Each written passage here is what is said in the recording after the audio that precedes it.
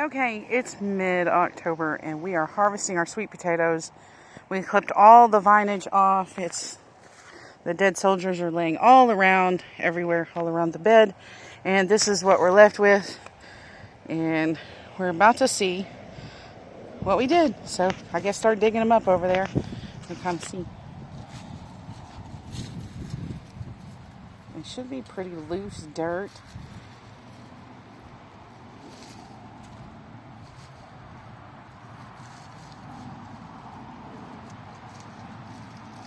Sweet potatoes make a whole bunch.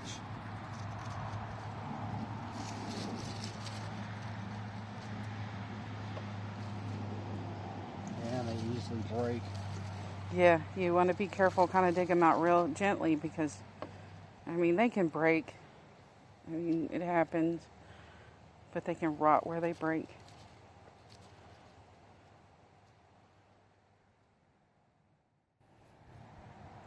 And you can't pull sweet potatoes out and eat them. I guess you can, but I hear they're real starchy. You have to cure them. So the way we're going to cure them is we're going to put them in grocery bags, one layer, and lay them out in a back bathroom. It kind of stays warm back there for a couple of weeks. And then we'll take them out and store them after that, and they just get better with time. You know, you can eat them. Now, they said 6 months. Well, we ate some almost a year later. They're still good. And that's just kept in a cool, just in your house, and like in your kitchen, wherever you keep your potatoes.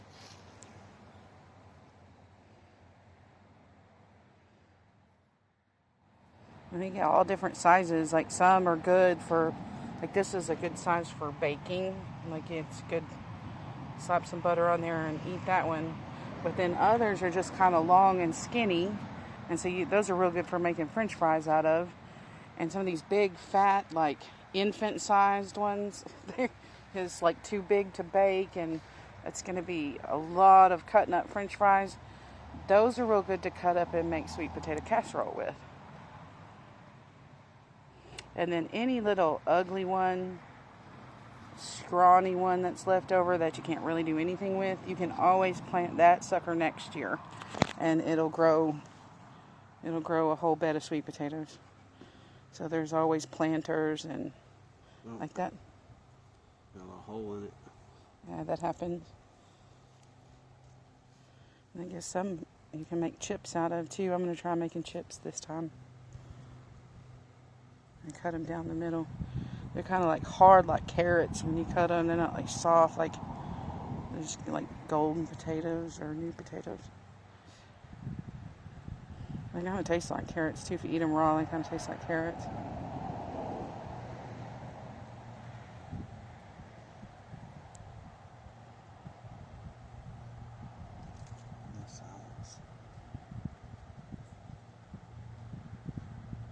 A lot harder to harvest the ones like this right here. They get skinny. They go down there deep. Easy to break. They go down there deep.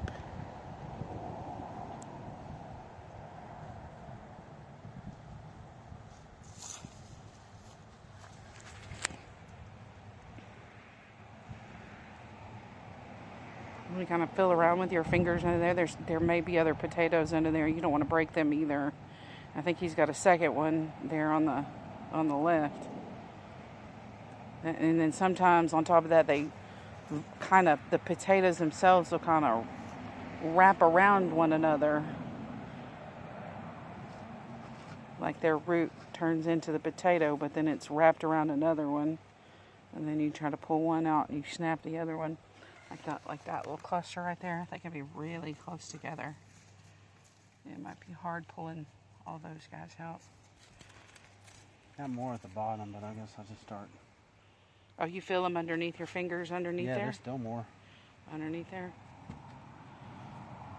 You got to keep going all through it. See? That one is down. But I think they start getting smaller as they go down more and more. Well, you never know. It's kind of like Easter egg hunting. And as far as potatoes go, I've tried other potatoes to grow. And nothing beats this as far as this small space. This is, I guess, a 4x8 bed. will make you enough sweet potatoes to pretty much last you all year. I mean, it's not like, not unless you're eating sweet potatoes every day. But if you have sweet potatoes like once a week or once every other week, yeah, you've got a whole year's worth of side dish right here. You've got side dish for the Thanksgiving dinner, you know, Christmas dinner, you got all that. So I make that sweet potato casserole. People were surprised it's good. He's like, yeah, it's good. See, that's kind of one, you can either make French fries out of that one, or you can plant that one next year. Or you can give it to the horse next door. Give it to her. The horse's mommy over there to feed her horse when she wants to feed her sweet potatoes. She can have some of my sweet potatoes. That horse over there.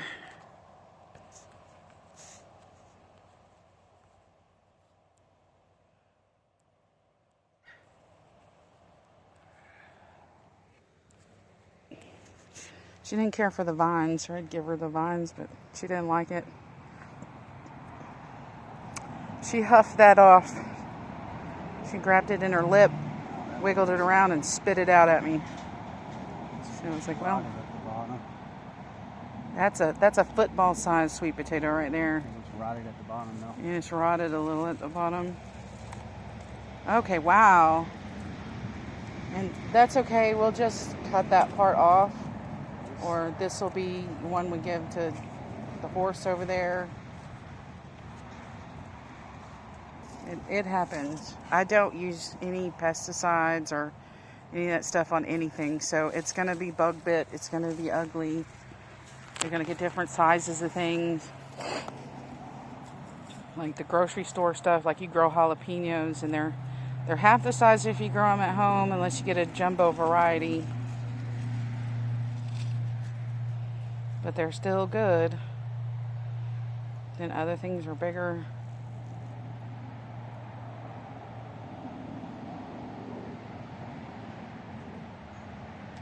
Okay, I guess we'll post an update video on how much we got, because I'm going to get in here and help him, because he's going to get tired of doing this pretty soon all by himself.